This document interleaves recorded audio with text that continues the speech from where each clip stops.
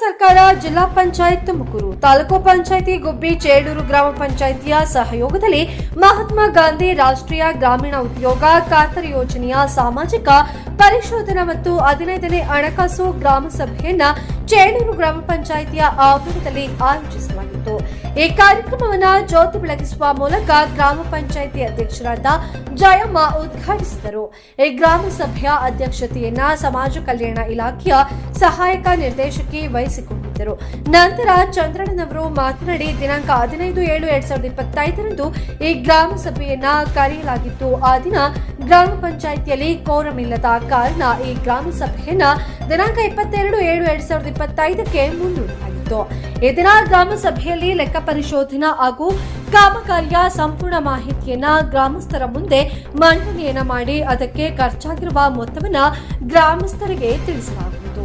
ನಮ್ಮ ಮಹಾತ್ಮ ಗಾಂಧಿ ರಾಷ್ಟ್ರೀಯ ಗ್ರಾಮೀಣ ಉದ್ಯೋಗ ಖಾತರಿಯ ಯೋಜನೆಯಲ್ಲಿ ಮುಕ್ತವಾಗಿ ಚರ್ಚೆಗೆ ಅವಕಾಶವಿದೆ. ಇದಕ್ಕೆಲ್ಲ ಕಾರಣ ನಮ್ಮ ಭಾರತ ಸಂವಿಧಾನ ಎಂದು ತಿಳಿಸಿದರು. ಮುಂದುವರೆದು ಗ್ರಾಮ ಪಂಚಾಯಿತಿ ವ್ಯಾಪ್ತಿಯಲ್ಲಿ ನಡೆದಿರುವ ನರೇಗಾ ಯೋಜನೆಯ ಕಾಮಗಾರಿಯನ್ನ ಗ್ರಾಮ ಸಭೆಯಲ್ಲಿ ಮಂಡನೆಯನ್ನ ಮಾಡಿ ಸಭೆಗೆ ತಿಳಿಸಲಾಯಿತು. ನಂತರ ಕೋಡಿಪಾಳ್ಯ ಗ್ರಾಮದ ಸ್ಮಶಾನದ ಸುತ್ತ ಹಾಗೂ ರಸ್ತೆ ಬದಿಗಳಲ್ಲಿ ಸಸಿ ನೋಡುವುದರ ಕಾಮಗಾರಿಯ ಬಗ್ಗೆ ಎಲ್ಲಿ ನೆಟ್ಟಿದ್ದೀರಾ ಎಂದು ದಲಿತ ಮುಖಂಡ ಶಿವನಂಜಪ್ಪ ಸಭೆಗೆ ತಿಳಿಸಿದರು. ಈ ಸಭೆಯಲ್ಲಿದ್ದ ಅಧಿಕಾರಿಗಳು ಈ ಕಾಮಗಾರಿಯ ಸಸಿ ನೀಡುವ ಉದ್ದೇಶಕ್ಕಾಗಿ ಬಳಸಲಾಗುವುದು ಎಂದು ತಿಳಿಸಿದರು. ಶಿವರಂಜಪ್ಪನವರು ಸ್ಮಶಾನಕ್ಕೆ ಯಾವುದೇ ರೀತಿಯ ರಕ್ಷಣೆ ಇಲ್ಲ, ಒತ್ತುವರಿಯಾಗುವುದನ್ನು ತಪ್ಪಿಸಲು ಗ್ರಾಮ ಪಂಚಾಯಿತಿ ವತಿಯಿಂದ ಕಾಂಪೌಂಡ್ ವ್ಯವಸ್ಥೆ ಆಗಲಿ ಮುಳ್ಳುತಂತಿ ವ್ಯವಸ್ಥೆಯನ್ನ ಮಾಡಿಕೊಡಬೇಕೆಂದು ಮನವಿಯನ್ನ ಮಾಡಿದರು. ಇದಕ್ಕೆ ಗ್ರಾಮ ಪಂಚಾಯಿತಿ ಅಧ್ಯಕ್ಷ ಜಯಮ್ಮ ಮತ್ತು ಗ್ರಾಮ ಪಂಚಾಯಿತಿ ಪ್ರಭಾರ ಪಂಚಾಯಿತಿ ಅಭಿವೃದ್ಧಿ ಅಧಿಕಾರಿ ಪುಟ್ಟರಾಜರವರು 15ನೇ ಹಣಕಾಸಿನಲ್ಲಿ ಕ್ರಿಯಾ ಯೋಜನೆಯನ್ನ ಮಾಡಿ ಆ ಕಾಮಗಾರಿಯನ್ನ ಮಾಡಿಕೊಡುತ್ತೇವೆ ಎಂದು ತಿಳಿಸಿದರು. ಗ್ರಾಮ ಪಂಚಾಯಿತಿ ಇನ್ನು ಮುಂತಾದ ಮುಖಂಡರುಗಳು ಈ ಸಭೆಯಲ್ಲಿ ಹಾಜರಿದ್ದು ಈ ಗ್ರಾಮ ಸಭೆಯನ್ನ ಯಶಸ್ವಿಯಾಗಿಗೊಳಿಸಿದರು.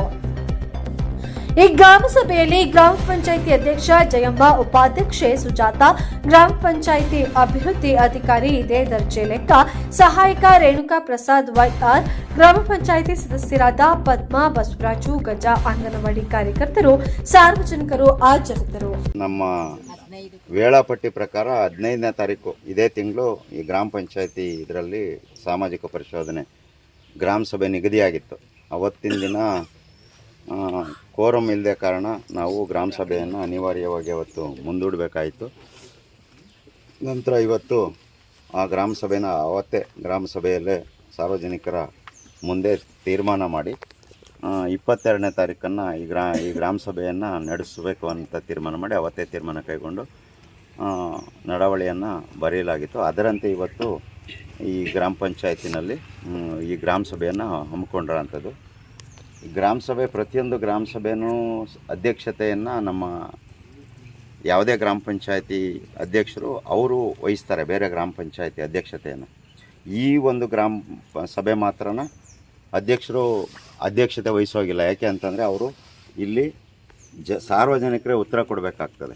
ಯಾವುದೇ ಒಂದು ಕುಂದುಕೊರತೆಗಳಿರ್ಬೋದು ಅಥವಾ ಖರ್ಚು ಮಾಡಿರೋ ವೆಚ್ಚಗಳನ್ನು ಅವರು ಉತ್ತರ ಕೊಡಬೇಕಾಗಿರೋದ್ರಿಂದ ಅವರು ಈ ಅಧ್ಯಕ್ಷತೆಯನ್ನು ವಹಿಸೋದಿಲ್ಲ. ಅದ್ರ ಬದಲಾಗಿ ಸರ್ಕಾರ ನೇಮಿಸಿರಕ್ಕಂಥ ಅಂದರೆ ಅನುಷ್ಠಾನ ಇಲಾಖೆ ಬಿಟ್ಟು ಬೇರೆ ಇಲಾಖೆಯ ಅಧಿಕಾರಿಯನ್ನು ಇಲ್ಲಿ ನೋಡಲ್ ಅಧಿಕಾರಿಯಾಗಿ ಅಧ್ಯಕ್ಷತೆ ವಹಿಸಲಿಕ್ಕೆ ಸರ್ಕಾರ ನೇಮಿಸಿರುತ್ತೆ.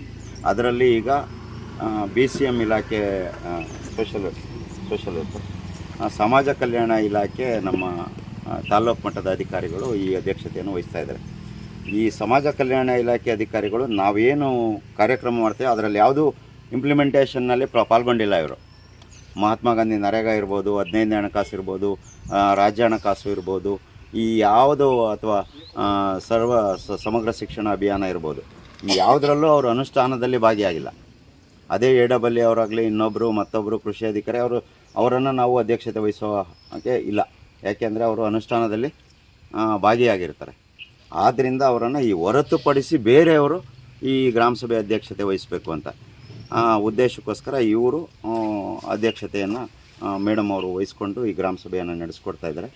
ಇವತ್ತು ಏನು ನಾವು ಈ ಕಾರ್ಯಕ್ರಮ ಏನು ಅಂತಂದರೆ ಈ ಮಹತ್ತರವಾದ ಒಂದು ಯೋಜನೆ ಮಹಾತ್ಮ ಗಾಂಧಿ ರಾಷ್ಟ್ರೀಯ ಗ್ರಾಮೀಣ ಉದ್ಯೋಗ ಖಾತ್ರಿ ಯೋಜನೆ ಒಂದು, ಆಮೇಲೆ 15ನೇ ಹಣಕಾಸು ಯೋಜನೆ ಅದೊಂದು, ಮತ್ತು ರಾಜ್ಯ ಹಣಕಾಸು ಯೋಜನೆ, ಇದು ತಾಲೂಕ್ ಪಂಚಾಯತಿ ಮತ್ತು ಜಿಲ್ಲಾ ಪಂಚಾಯತಿಯವರು ವೆಚ್ಚ ಮಾಡೋ ಅಂಥದ್ದು. ಯಾವುದು ರಾಜ್ಯ ಹಣಕಾಸು ಯೋಜನೆ. ಅದ್ರ ಜೊತೆಗೆ ಶಾಲೆಗಳಲ್ಲಿ ಸಮಗ್ರ ಶಿಕ್ಷಣ ಕರ್ನಾಟಕ ಅಂತ ಒಂದು ಯೋಜನೆ ಇದೆ. ಇಲ್ಲಿ ನಮ್ಮ ಚೇಳೂರು ಗ್ರಾಮ ಪಂಚಾಯತಿ ವ್ಯಾಪ್ತಿನಲ್ಲಿ 2 ಶಾಲೆಗಳನ್ನು ನಾವು ಈ ಒಂದು ಸಾಮಾಜಿಕ ಪರಿಶೋಧನೆಗೆ ಒಳಪಡಿಸಿದ್ದೀವಿ. ಅಲ್ಲೊಂದಷ್ಟು ಕಾರ್ಯಕ್ರಮಗಳಿರುತ್ತೆ. ಏನು ಸಮಗ್ರ ಶಿಕ್ಷಣ, ಈ 4 ಯೋಜನೆಗಳನ್ನು 6 ದಿನಗಳ ಕಾಲ ನಮ್ಮ ಗ್ರಾಮ ಪಂಚಾಯತಿಯಲ್ಲಿ ನಮ್ಮ ಗ್ರಾಮ ಸಂಪನ್ಮೂಲ ವ್ಯಕ್ತಿಗಳು ಮತ್ತು ನಾವು ಅದರದ ಪರಿಶೋಧನೆ ಮಾಡಿ ವರದಿಯನ್ನು ಸಿದ್ಧಪಡಿಸಿದ್ದೀವಿ. ಈ ವರದಿಯನ್ನು ನಿಮ್ಮ ಮುಂದೆ ಮಂಡನೆ ಈಗ ಮಾಡ್ತೀವಿ. ಈ ವರದಿಯನ್ನು ಇದರಲ್ಲಿ ಕಾಮಗಾರಿಗಳು ಏನು ಕಾಮಗಾರಿಗಳು ಮಾಡಿದ್ದಾರೆ, ಅದಕ್ಕೆ ಎಷ್ಟು ವೆಚ್ಚ ಮಾಡಿದ್ದಾರೆ, ಆ ಕಾಮಗಾರಿಗಳು ಯಾವ ರೀತಿಯಾಗಿದೆ ಒಂದೊಂದು ನಾವು ಏನು ಕಂಡುಕೊಂಡಿದ್ದೀವಿ ಅಲ್ಲಿ ಸ್ಥಳದಲ್ಲಿ ಅದನ್ನು ನಿಮ್ಮ ಮುಂದೆ ಮಂಡನೆ ಮಾಡ್ತೀವಿ. ಆ ವರದಿಯಲ್ಲೇ ತಪ್ಪಿರ್ಬೋದು, ನನಗೆ ಗೊತ್ತಿಲ್ಲ, ನೀವು ಹೇಳ್ಬೋದು.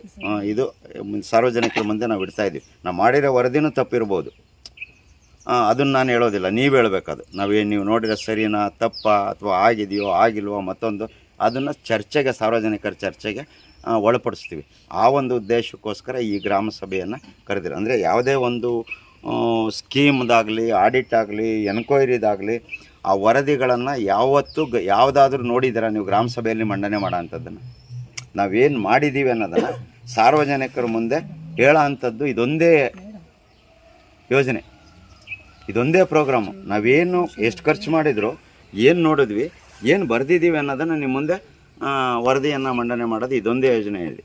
ಆದ್ದರಿಂದ ಇದು ಏನಕ್ಕೆ ಅಂತಂದರೆ ಈ ಏನು ಮಹಾತ್ಮ ಗಾಂಧಿ ರಾಷ್ಟ್ರೀಯ ಗ್ರಾಮೀಣ ಉದ್ಯೋಗ ಖಾತ್ರಿ ಅಧಿನಿಯಮ ಏನಾಯಿತು ಅದರಲ್ಲಿ ಪ್ರಕರಣ 17ರಲ್ಲಿ ಕಡ್ಡಾಯವಾಗಿ ಇದನ್ನು ಮಾಡಬೇಕು ಅಂತ ಹೇಳಿದ್ದಾರೆ.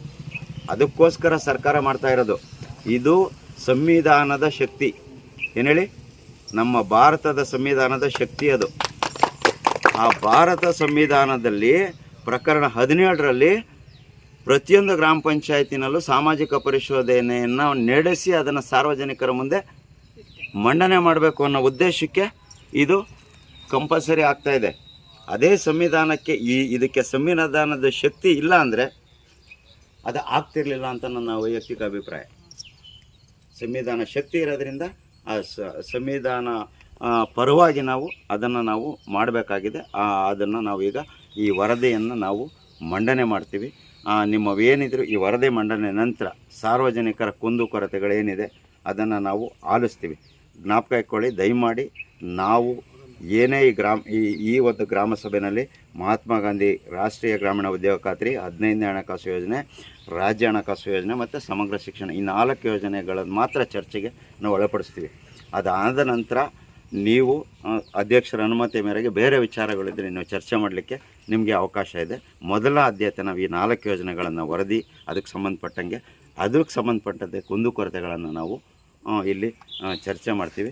ಈಗ ನಮ್ಮ ಗ್ರಾಮ ಸಂಪನ್ಮೂಲ ವ್ಯಕ್ತಿಗಳು ವರದಿಯನ್ನು ಮಂಡನೆ ಮಾಡ್ತಾರೆ.